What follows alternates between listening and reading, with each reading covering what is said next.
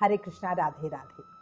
आज इस वीडियो में हम साल की सबसे बड़ी निर्जला एकादशी व्रत की पावन व्रत कथा को सुनेंगे। इस कथा को सुनने मात्र से श्री हरि प्रसन्न होते हैं और हमारे ऊपर अपनी कृपा और आशीर्वाद बरसाते हैं। ज्येष्ठ मास के शुक्ल पक्ष की जो एकादशी है, निर्जला एकादशी, जिसे भीमसेनी और पांडव एकादशी भी कहते हैं, वो बहुत ही पावन और फलकारी एकादशी है। अकेले इस एकादशी का व्रत करने से हमें साल की अन्य सभी एकादशियों के व्रत करने जितना पुण्य फल मिल जाता है। ये एकादशी इस लोक में सुख और मृत्यु के बाद मोक्ष देने वाली एकादशी है। तो समझो आपको एक व्रत से ही सब चीजें मिल रही है। इस एकादशी का वर्णन हमें ब्रह्म विवर्त पुराण में मिलता है। मान्यता है कि भगवान विष्णु का आशीर्वाद दिलवाने वाली सभी एकादशियों के व्रत में निर्जला एकादशी का व्रत सबसे कठिन होता है, क्योंकि निर्जला एकादशी के व्रत में हम निर्जल यानी बिना पानी पिए व्रत रखते हैं और ज्येष्ठ मास में बहुत भयंकर गर्मी होने से प्यास अधिक लगती है। तो ये समझिए कि और एकादशियों की अपेक्षा इस एकादशी में हमें संयम बहुत ज्यादा चाहिए होता है। निर्जला एकादशी व्रत रखने और इस दिन भगवान विष्णु की पूजा करने से हमारे समस्त पाप नष्ट हो जाते हैं, दुख और कष्ट दूर हो जाते हैं। साथ ही इस व्रत के पुण्य के प्रभाव से मृत्यु के बाद स्वर्ग में स्थान मिलता है।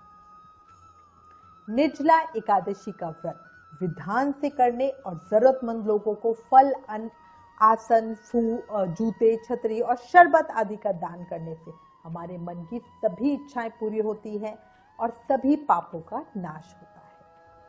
इसलिए सभी इस एकादशी का व्रत जरूर करें। जो वैसे एकादशी व्रत नहीं करते हैं वो भी इस एकादशी का व्रत करें। साल की बड़ी एकादशी है।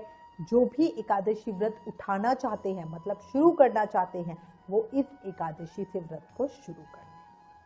अब मैं आपको इस पावन पवित्र एकादशी की व्रत कथा सुनाती हूँ। उससे पहले एक जयकारा।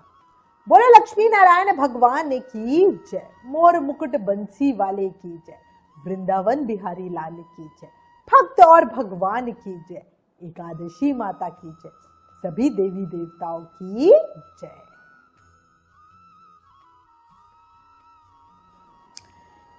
एक समय शौनक आदि 88,000 ऋषि मुनि बड़ी श्रद्धा से सूत जी महाराज से सभी एकादशियों की कल्याणकारी पापनाशक रोचक कथाएं सुनकर आनंद मग्न हो रहे थे। अब सब ने ज्येष्ठ माह के शुक्ल पक्ष की एकादशी की कथा सुनाने की प्रार्थना की। तब सूत जी महाराज बोले, इस एकादशी का वर्णन परम धर्मात्मा सत्यवती नंदन व्यास जी करेंगे, क्योंकि ये संपूर्ण शास्त्रों के तत्व ज्ञाता और वेद वेदांगों के पारंगत विद्वान है। इसके बाद सूत जी बोले, पांडवों में दूसरा भाई भीम से खाने पीने का बहुत अधिक शौकीन था और अपनी भूख को नियंत्रित करने में सक्षम नहीं था। इसी कारण वो एकादशी व्रत को नहीं कर पाता था। भीम के अलावा सभी पांडव भाई और द्रौपदी साल की सभी एकादशी व्रतों को पूरी श्रद्धा भक्ति से किया करते थे। भीमसेन अपनी इस लाचारी और कमजोरी को लेकर बहुत परेशान था। भीमसेन को लगता था कि वो एकादशी व्रत न करके भगवान विष्णु का अनादर कर रहा है।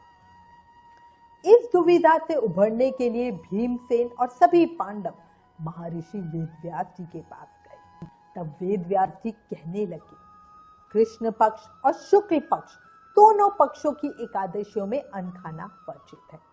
द्वादशी के दिन स्नान करके पवित्र होकर फूलों से भगवान केशव की पूजा करें।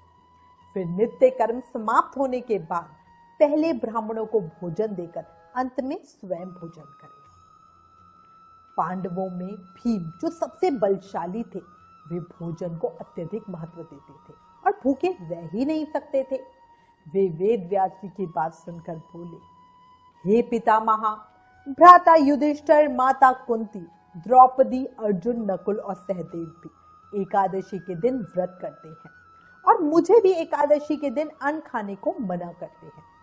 मैं उनसे कहता हूं कि मैं भक्ति पूर्वक अनेक प्रकार की पूजन सामग्री से भगवान की पूजा कर सकता हूं, उत्तम से उत्तम और अपनी सामर्थ्य से अधिक चीजों का दान दे सकता हूं, किंतु मैं भूखा नहीं रह सकता। इस पर व्यासदेव जी कहने लगे, हे भीमसेन, यदि तुम नरक को बुरा और स्वर्ग को अच्छा समझते हो तो प्रति मास की दोनों एकादशियों को अन्न मत खाया करो। भीम अपना संयम खोते हुए बड़ी विनम्रता से बोले, हे ऋषि श्रेष्ठ, भगवान विष्णु से जन्मे ब्रह्मा और ब्रह्मा जी से उत्पन्न हुए अंगिरस, अंगिरस से बृहस्पति और बृहस्पति से उत्पन्न हुए समयोग और समयोग ही अग्निदेव के पिता हैं, और वही वृक अग्नि मेरे पेट में हर समय जलती रहती है, जो मुझे भूखा नहीं रहने देती। भोजन करने से वह अग्नि शांत रहती है, इसलिए पूरा उपवास तो क्या, मैं एक समय भी बिना भोजन के रहना मेरे लिए बहुत अधिक कठिन है। श्री व्यासदेव जी कहने लगे, हे पुत्र, बड़े बड़े ऋषियों ने बहुत शास्त्र आदि बनाए हैं, जिसमें बिना धन के थोड़े परिश्रम से ही स्वर्ग की प्राप्ति हो सकती है। इसी प्रकार शास्त्रों में दोनों पक्षों की एकादशियों का व्रत मुक्ति के लिए रखा जाता है। व्यास जी के वचन सुनकर भीम से नरक में जाने के नाम से भयभीत हो गए और कांपकर कहने लगे, अब मैं क्या करूं? मास में 2 व्रत तो मैं कर नहीं सकता। हाँ, वर्ष में 1 व्रत करने का प्रयत्न अवश्य ही कर सकता हूं। इसलिए अब आप कृपया करके मुझे कोई एक ऐसा व्रत बताएं जो वर्ष में केवल 1 ही बार करना पड़े और मुझे स्वर्ग की प्राप्ति हो जाए और मैं पाप मुक्त भी हो जाऊं। भीमसेन की बात सुनकर व्यास जी ने कहा, भीम, ज्येष्ठ मास में सूर्य वृष राशि पर हो या मिथुन राशि पर, शुक्ल पक्ष में जो एकादशी हो उसका यत्न पूर्वक निर्जल व्रत करें। केवल कुल्ला या आचमन करने के लिए मुख में जल डाल सकते हो, उसको छोड़कर किसी प्रकार का जल विद्वान पुरुष मुख में ना डाले, अन्यथा व्रत भंग हो जाता है। एकादशी को सूर्योदय से लेकर दूसरे दिन के सूर्योदय तक मनुष्य जल का त्याग करे तो उसका व्रत पूर्ण होता है। इसके बाद द्वादशी को प्रभात काल में स्नान करके ब्राह्मणों को विधि पूर्वक जल और स्वर्ण का दान करें। इस प्रकार सब कार्य पूरा करके जितेंद्रिय पुरुष ब्राह्मणों के साथ भोजन करें। वर्ष भर में जितनी एकादशियां होती हैं, उन सब का फल इस निर्जला एकादशी से मनुष्य सहज ही प्राप्त कर सकता है, इसमें तनिक भी संदेह नहीं है। शंख, चक्र और गदा धारण करने वाले भगवान केशव ने स्वयं मुझसे कहा था कि यदि मानव सबको छोड़कर एकमात्र मेरी शरण में आ जाए और एकादशी को निराहार रहे तो वह सब पापों से छूट जाता है और मुझे प्राप्त करता है। एकादशी व्रत करने वाले पुरुष के पास विशालकाय, विकराल आकृति और काले रंग वाले दंडधारी भयंकर यमदूत नहीं आते। अंतकाल में पीतांबरधारी, सौम्य स्वभाव वाले, हाथ में सुदर्शन धारण करने वाले और मन के समान वेगशाली विष्णुदूत आखिर इस वैष्णव पुरुष को भगवान विष्णु के धाम में लेके जाते हैं। निर्जला एकादशी को पूर्ण यत्न करके उपवास और श्रीहरि का पूजन करो। स्त्री हो या पुरुष, यदि उसने मेरु पर्वत के बराबर भी महान पाप किए हो तो भी वह सब एकादशी व्रत के प्रभाव से भस्म हो जाते हैं। जो मनुष्य इस दिन जल के नियम का पालन करता है वह पुण्य का भागी होता है और उसे एक एक पहर में कोटि कोटि स्वर्ण मुद्रा दान करने जितना फल प्राप्त होता है। हे कुंती नंदन, निर्जला एकादशी के दिन श्रद्धालु स्त्री पुरुषों के लिए जो विशेष दान और कर्तव्य विहित है, अब तुम उसे सुनो। उस दिन जल में शयन करने वाले भगवान विष्णु का पूजन और जलमयी धेनु यानी पानी में खड़ी गाय का दान करना चाहिए। सामान्य गाय या घी से बनी गाय का दान भी किया जा सकता है। इस दिन दक्षिणा और कई तरह की मिठाइयों से ब्राह्मणों को संतुष्ट करना चाहिए।